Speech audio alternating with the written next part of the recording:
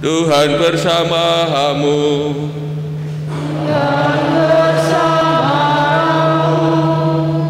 Inilah Injil suci menurut Lukas. Dimuliakanlah Tuhan. Sekali peristiwa Yesus memasuki kota Yeriko dan berjalan terus melintasi kota itu. Di situ ada seorang bernama Sakeus, kepala pemungut cukai yang kaya. Ia berusaha melihat seperti apakah Yesus itu, tetapi dia tidak berhasil karena orang banyak, sebab ia berbadan pendek. Ia pun berlari mendahului orang banyak, lalu memanjat pohon ara untuk melihat Yesus yang akan lewat di situ. Ketika sampai ke tempat itu, Yesus melihat ke atas dan berkata, "Sakeus, segeralah turun, sebab hari ini aku harus menumpang di rumahmu." Lalu Sakeus segera turun dan menerima Yesus dengan sukacita. Tetapi semua orang yang melihat hal itu mulai bersungut-sungut dan berkata, "Ia menumpang di rumah orang berdosa." Tetapi Sakeus berdiri dan berkata kepada Tuhan, "Tuhan, lihatlah, setengah dari milikku akan aku berikan kepada orang miskin, dan sekiranya ada sesuatu yang aku peras dari seseorang, akan aku kembalikan 4 kali lipat." Kata Yesus kepadanya, "Hari ini telah terjadi keselamatan kepada seisi rumah ini, karena orang ini pun anak Abraham. Sebab Putra Manusia datang untuk mencari dan menyelamatkan yang hilang."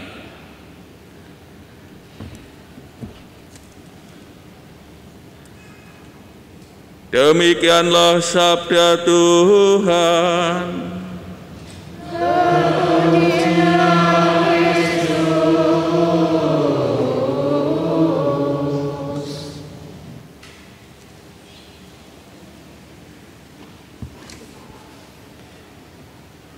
Saudara-saudari yang terkasih,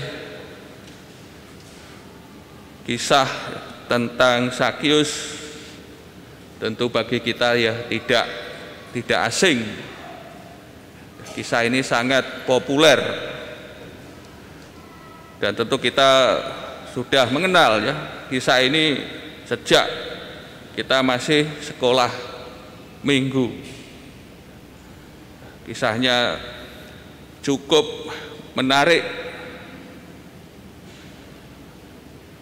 Tentu yang menjadi tokoh utama dalam kisah ini tentu bukan Sakeus, namun tokoh utamanya adalah Tuhan kita Yesus Kristus sendiri yang mencari dan menyelamatkan yang hilang.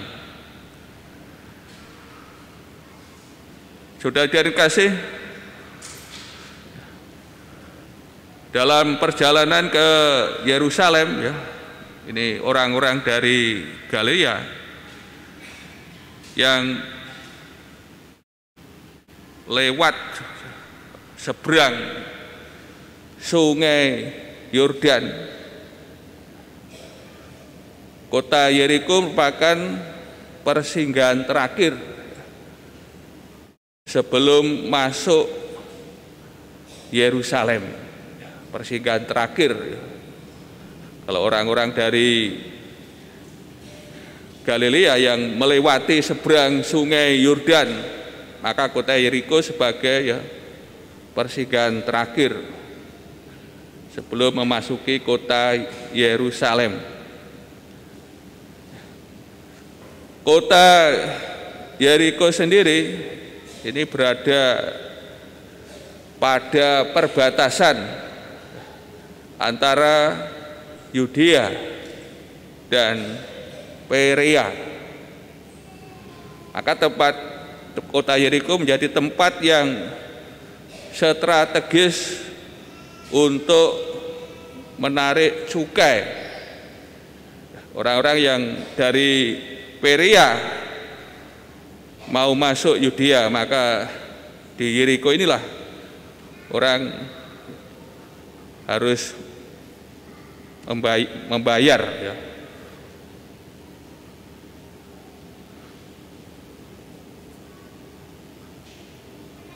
Mengenai pembayar cukai, pajak ini, biasanya penguasa Romawi memberikan kepada mereka yang memberi penawaran paling tinggi hak untuk menarik pajak cukai.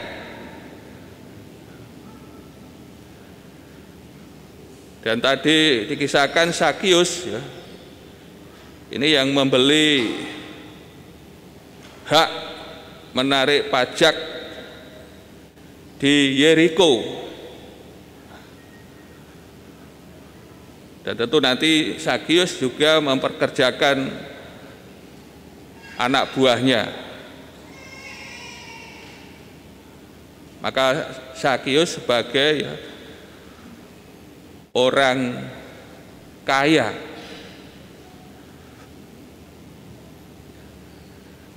Dan cara untuk ya, menarik cukai ini ya biasanya dilakukan dengan ya menindas dan sebagainya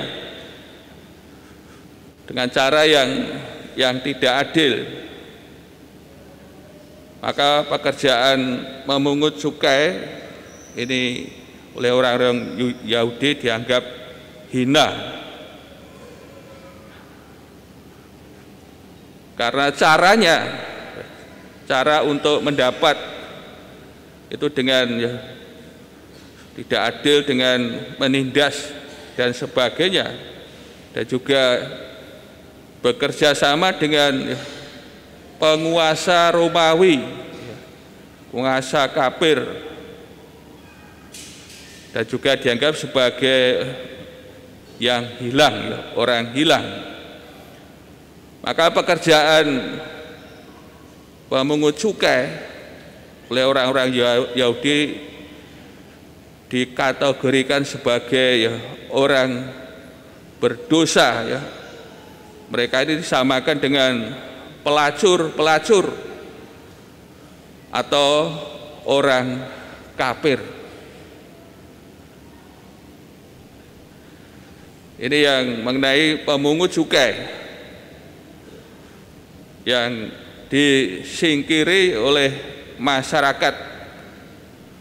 Namun kita melihat orang seperti Sakius ternyata mempunyai hasrat yang kuat untuk melihat Tuhan Yesus yang akan lewat. Tentu kabar mengenai Tuhan Yesus ya terdengar oleh Sakius yang sebelumnya juga Tuhan Yesus menyembuhkan orang sakit buta. Maka Sakius mempunyai hasrat yang kuat untuk melihat Tuhan Yesus ya, berjumpa dengan Dia, melihat Yesus seperti apa. Dan Sakius ini ya disingkirkan oleh masyarakat. Dan ketika melihat karena badannya pendek ya, terhalang oleh orang banyak. Namun kita melihat cara penyelesaiannya ya, bukan berada di teras rumah yang lebih tinggi atau mencari tempat yang lebih tinggi. Namun untuk mengatasi persoalan badannya yang pendek ini ya, ini Sakius ya memanjat pohon ara. Dan ketika Tuhan Yesus berada di bawahnya ya, Tuhan Yesus melihatnya dan ternyata Tuhan Yesus mengenal namanya. Maka Tuhan Yesus memanggil Sakius ya supaya segera turun, sebab Tuhan Yesus akan menumpang di rumahnya. Dan kita melihat Sakius segera turun dan menerima Tuhan Yesus dengan sukacita. Namun bagi orang banyak yang tadi menjadi penghalang fisik bagi Sakius untuk melihat, sekarang menjadi penghalang sosial.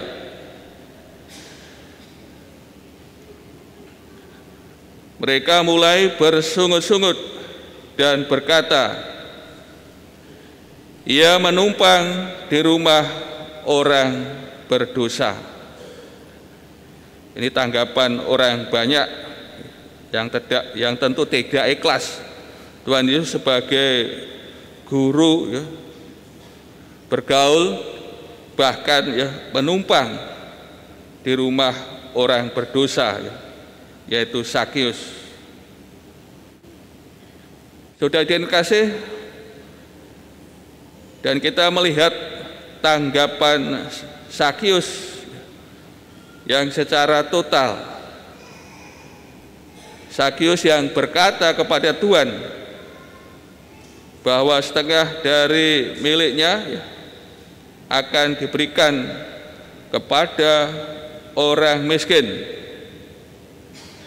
dan apabila ada yang diperas dalam memperoleh kekayaan, akan dikembalikan 4 kali lipat.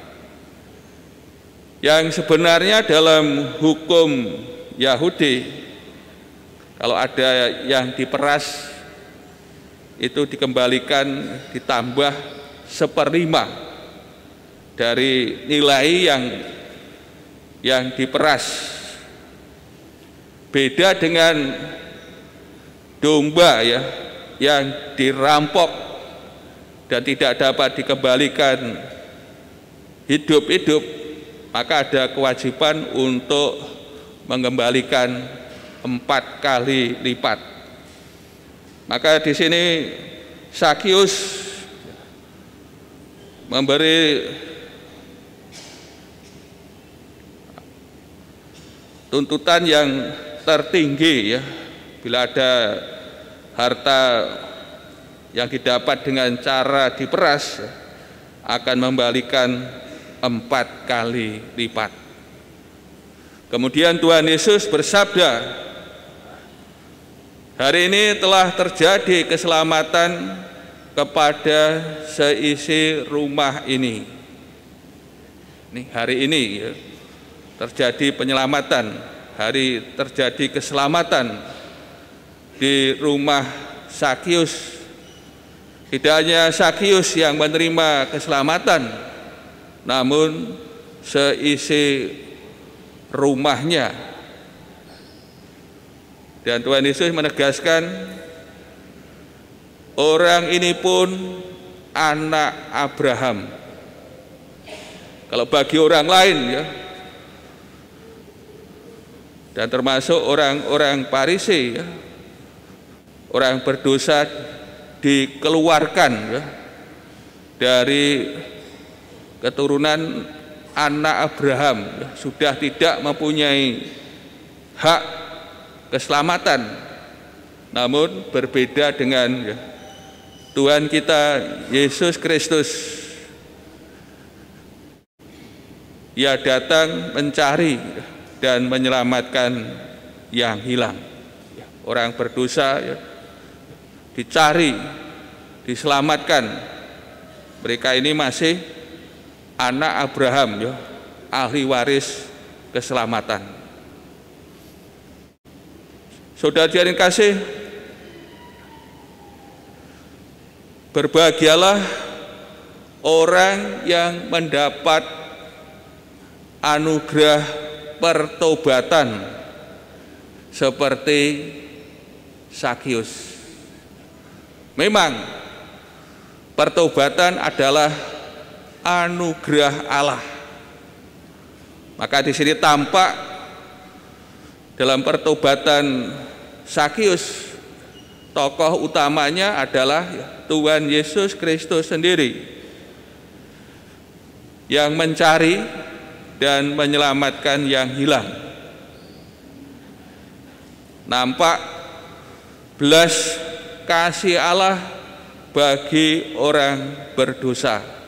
Kita mempunyai Tuhan, mempunyai Allah yang sungguh luar biasa dalam belas kasih-Nya kepada manusia, terutama bagi yang berdosa. Tuhan Yesus berkenan datang di dunia ini untuk menyelamatkan orang berdosa, manusia yang berdosa. Kita semua ini, kita mempunyai Tuhan yang sungguh luar biasa dalam belas kasih-Nya. Maka pertobatan sebagai anugerah Allah yang biasanya terjadi tidak terduga dan tidak direncanakan, sebagaimana yang dialami oleh Sakius yang pada awalnya hanya ingin melihat Yesus saja. Namun apa yang terjadi melebihi dari apa yang direncanakan, dipikirkan oleh Sakius. Ternyata Tuhan melihat dia lebih dahulu, mengenalnya, dan Tuhan Yesus berkenan datang bertamu di rumahnya. Maka akhirnya terjadi keselamatan di rumah Sakius. Seisi rumah Sakius menerima berkat Tuhan. Ini pertobatan adalah karya Allah sendiri, anugerah Allah sendiri. Maka bila kita semua mengalami demikian, maka sebagai yang berbahagia. Lalu apa makna kisah Sakius ini bagi kita yang telah mengalami pertobatan awal? Kita mendapat teladan dari Sakius yang mempunyai hasrat, mempunyai kerinduan mendalam untuk melihat Yesus. Hendaknya hal ini juga senantiasa ada dalam diri kita, selalu mempunyai kerinduan, keinginan untuk mencari Tuhan Yesus, melihat Tuhan Yesus. Maka tentu bila sikap ini ada dalam diri kita, punya kerinduan, hasrat yang berkobar-kobar untuk mencari Tuhan Yesus, melihat Tuhan Yesus, maka Tuhan Yesus tentu akan mendatangi kita, hidup kita, diri kita, hati kita, dan tentu akan memberikan keselamatan, memberikan berkat-Nya, dan lebih dari itu kita akan mengalami pertobatan dalam sepanjang hidup kita, karena kita senantiasa berjumpa dengan Tuhan Yesus dan kita menerima anugerah-Nya. Untuk itu Pak kasih, hendaknya teladan Sakius ini menjadi sikap hidup kita seorang murid yang senantiasa mempunyai kerinduan untuk mencari Tuhan, melihat Tuhan, dan tentu Tuhan akan mendatangi kita dan kita akan menerima berkat-Nya senantiasa.